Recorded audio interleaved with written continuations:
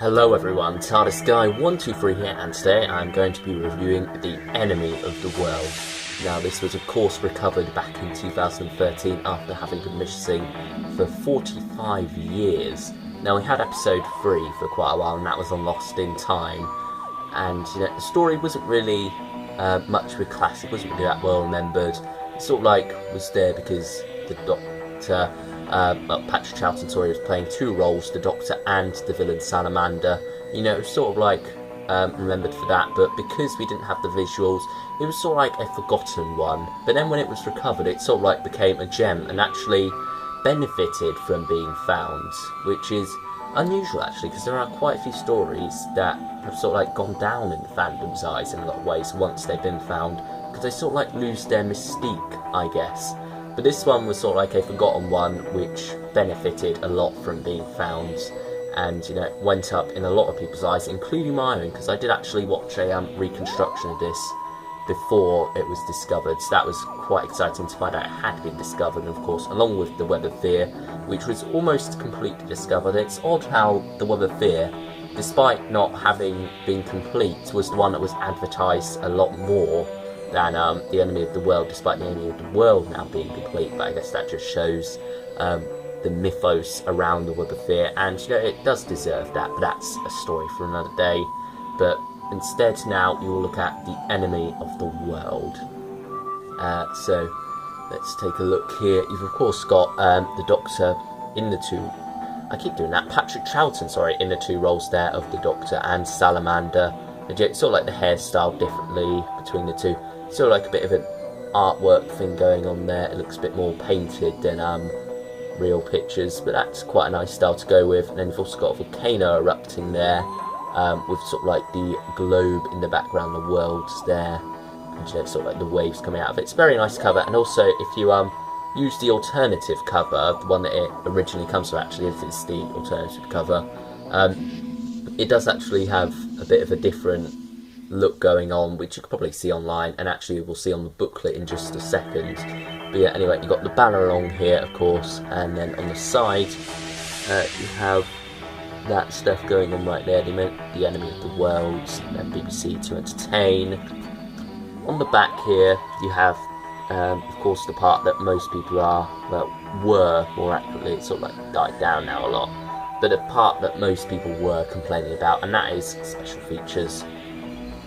As you can see, there are only two, and one of them is digitally remastered picture and sound quality, which you could argue isn't really a special feature. So all you've really got is a coming soon trailer for the Web of Fear, which is unfortunate, because there could have been a lot they could have done here. They could have thrown something else on there at least, just sort of like talking about how they discovered. They could have just easily have thrown some videos they uploaded to YouTube on there, because there was a video, sort of like interview with Philip Morris that they uploaded onto YouTube, and they could have easily just put that on here as well, just give us something at least. But yeah, that was how it was, and it was mainly because at the time, it's obviously been recovered, so they want to just grab as much money as possible, don't really want to wait, they want to get out as soon as possible. So that is the way this ended up coming out like that. And now it's not really too bad, because you can buy it quite cheaply actually. But at the time, when it costed about £14 just for this, that was quite disappointing. But yeah, it's just the way it ended up being. And then you also have recovered and restored a classic Patrick Troughton adventure, and then down here you have the blurb, and it is written by David Whittaker. So then now let's open it up, and you remember me earlier going on about the booklet. Well, there it is. That's basically what you get on the front if you don't flip it around actually. But yeah, and then here you have the disc in the middle, and it's nice that they have that done right there, the text of The Enemy of the World with the O being replaced by the world itself. That's very nice text there, and they did that with the Web of Fear to of course make it a special release and whatnot. But yeah, that's just the way that ended up being. Why did I flip mine around so it looked like this instead? Well, just so it looked right on the shelf really. That's my only excuse. It still looks nice like this though, and I can't really complain too much, because both sides look very nice. And then on the inside here you have a little bit there where it's talking about the story itself and whatnot. Then here are your chapter points, and on the back here you have absolutely nothing. And it is, of course, 6 episodes long. So let's put that back. And now we will talk about the enemy of the world itself. The lost classic returns at last. Well, it obviously starts off part 1. It's very unusual. It's very much sort of like an action movie in a lot of ways, part 1. And you know, you've got a lot of things going on. You're chucked right into it. You've got the Doctor, Jamie and Zoe being pursued for the majority of the episode. And you know, it really is sort of like all guns blazing. It just hits the ground running. It really does. And then after a while, towards the end of episode 1, you sort of like it slows down and you get the explanation. You find out what's going on, which is good, because obviously if you keep the action going a bit too long, it does get a bit boring. So it's nice to sort of like have a change of pace and get some answers, find out what's really going on here. And then it sort of like turns into this espionage spy thriller in a lot of ways, and that's very unusual for the monster season, so to speak, time in Doctor Who's history where it really was embracing the monster aspect, having base under siege week after week, and you know, producing very strong stories at the same time for the most part. But here you have it's a shift of gear, and you know, but the calling point is, of course, Patrick Charlton playing 2 roles. He plays both Salamander, the villain, and the Doctor, the hero. And yeah, he does both marvellously, he really does. And it just proves how wonderful an actor he really is to really pull off both parts seamlessly, I will say. He does pull it off seamlessly. There are actually times, such as episode 3 itself, where the Doctor really has one scene. You could almost think that was a pre-filmed insert, and you could almost think that he's on holiday for this, but then you remember, oh wait, he also plays Salamander, and Salamander plays a big role in episode 3. So that's very good how that works out. And it just shows how strong and a character actor as well, and you know, he really does pull it off very well, and doesn't make it just seem like a gimmick. He actually plays the role very differently, very villainously, and makes Salamander feel like a completely different character, and not just a Doctor lookalike. That's very nice. I like how that worked out, and also no explanation given as to why they look alike, they just do. And to be honest, that's the way to do it, I think. You don't really need reams of explanation, you just have them look alike and you just accept that and move on and have a fun story. And that's just the way it is with the enemy of the world. And of course they use the fact that they look alike to their advantage in the plot. You got the Doctor sort of like of course looking like Salamander a lot of the time, as well, sort of like impersonating him and whatnot. And that's all very nice, and that's a key part of the plot. They're not just looking alike for the sake of saving money on an actor. They are looking alike, and it's actually essential to the plot and whatnot, and it adds a new element to sort of like the spy espionage thing. And you know, really, there aren't any aliens or monsters in this. It's set in 2018, so it's sort of like got a futuristic element, but there aren't really any aliens going on. Just the most sci-fi element in it is sort of like the idea of Salamander causing earthquakes and whatnot. That's the main sci-fi bit, but other than that, it's just like a standard spy thriller, as I keep saying. And thriller is an accurate word for it, because there is a lot of thrills in this. I will say there's a lot of all that sort of stuff going on. You've got wonderful characters as well in the background. You know, you've got the chef, who I can't remember the name of, but he's only in episode 3, but he is a wonderful character in a lot of ways, and sort of like, he's so cynical, and he has some wonderful lines such as, "No, you stay, I'll leave, I'm only the chef here." And you know, it's just such a wonderful character, such a comedic character, but at the same time it's just written so well, and it could have just been a thankless role, really, just sort of like stuck in the background there. You need a chef just to be a chef, but no, they turn that role into something interesting. David Whittaker really does turn that character into something interesting. The actor also grasps onto that and sort of like has fun with it, and makes it not just sort of like a background role of a chef, but makes him an actual character, and that is wonderful, I will say. That chef, I can't praise that character enough. And then going on to other characters, you've got Giles Kent, who is sort of like mainly in the background for a lot of the story, but he comes into the forefront and you find out what's going on with him towards the end. And he does a wonderful job as well. The actor who plays him, who I can't remember the name of just at this moment, but he does quite a nice job with that character. And then there's Astrid, who's sort of like the sidekick to his character, who's sort of like the Bond girl, I guess you could call her, in a lot of ways. If you're comparing this to a Bond's movie, then she is very much the Bond girl of the enemy of the world. But at the same time, she does do quite a bit of stuff as well for the plot, and gets to go around a bit as well. She gets to interact with a lot of different characters, and really is a wonderful character, I will say. And I think characters really are sort of like part of the enemy of the world's charm.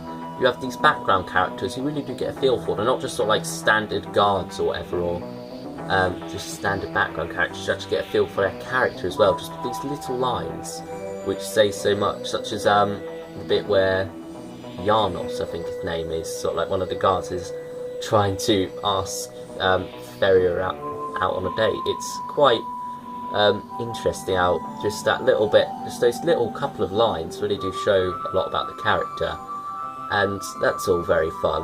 And then you sort of like get just a little bit under her breath when Astrid has to knock him out. She's just like, sorry, Janos. She says that's quite amusing, I think. That's just nice little lines here and there, which really do just help to create a world for this story to inhabit, and really is world building in a lot of ways, sort of like building up the characters of this world. And of course, it also travels all over the world. Well, not all over the world. It's only really 2 locations, but nevertheless, it's nice to have that shifted location, especially when you're surrounded by base under siege. It's nice to get out there and have all these different things. You've also got the Australasian zone, which is basically Australia, and then you've got the Central European zone, Hungary, and that's all very nice. It's how you sort of like get a shift of location halfway through, and it's not just set in the UK. It's not sort of like centred there. It's very much a world thing. It's set in 2 locations which haven't really been used before. I don't think before this point Doctor Who had really gone outside of the UK in a contemporary setting, I guess. A lot of historicals, sort of like the Heartland historicals, went out there and whatnot. Marco Polo went just about everywhere in the Middle East, and then you've also got the Aztecs, sort of like set in Mexico, Reign of Terror in France. But here to have sort of like a contemporary thing, sort of like, you can't really call it contemporary, although it's quite close to contemporary now, because obviously we're in 2015. We're coming up to 2018. But it's nice to have that sort of like feeling of scale, feeling of that it's worldwide, rather than just sticking it in the UK, which they could have very easily done, but they didn't. So I'm glad they resisted that temptation, and it really just does make the enemy of the world feel like a world affair, which fits its title. So yes, flaws now. I feel that it does slow down a bit when you get into the second half of the story. Part 4, when Jamie and Victoria, Fraser Hines and Deborah Watling, when they go on holiday, it does mean that sort of like a strand of the story is cut out for a bit. Their sort of like story, it feels like that's put on hold, and it makes part 4 feel a bit bland. You do make up for that with sort of like the assault thing with what's his name? I can't remember the character's name now. The one who also played Milton Johns is the actor's name, but I can't remember the character's name. But yeah, he sort of like launches an assault on Giles Kent and whatnot, and that's all very fun. That's nice how that sort of like shifts a bit, but at the same time, you feel like you're missing out on something with Jamie and Victoria's plot being put on hold there. However, it is picked up for part 5, which is nice, but once you get into part 6, it does sort of like slow down a bit. The ending feels a bit rushed, I will say. It just means that the second half is a bit weaker. It doesn't keep the momentum going as much as the first half did. Whether that's the fault of the story, whether that's because 2 characters had to go on holiday, and also they then disappear towards the end of part 6, which is unfortunate, although it is kind of necessary for the plot. But nevertheless, you get a nice confrontation in part 6, but at the same time, part 6 does feel like a bit of a weak resolution, and at the same time, part 5 feels like it could have had a bit more going on in it.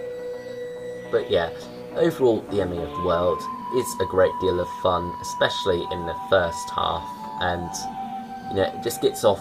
It's just an epic story, a spy thriller, something that I have said quite a lot about this, and now I have to rate it, of course, and I am going to go 8.5. 8.5 is my rating for the enemy of the world.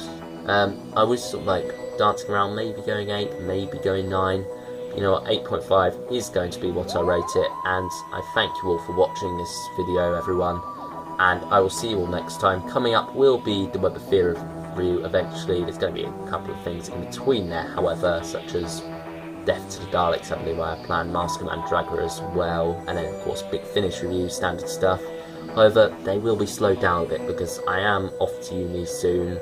I'm trying to record loads of stuff before that happens, so I can sort of like build up a backlog which can be uploaded over the course of that bit before I come back home eventually at a weekend or something, and then film loads more just to spread it out. So that will mean slowing down a fair bit with the state of reviews, but nevertheless, hopefully I will keep going, I will keep pushing forward with this YouTube channel, and thank you all for sticking with me, and hopefully we will reach 150 subscribers soon, maybe? I don't know, but yeah, those are just my hopes and dreams that I'm just putting out there. So yeah, thank you all for watching, everyone, and I will of course see you in the next video. Bye everyone.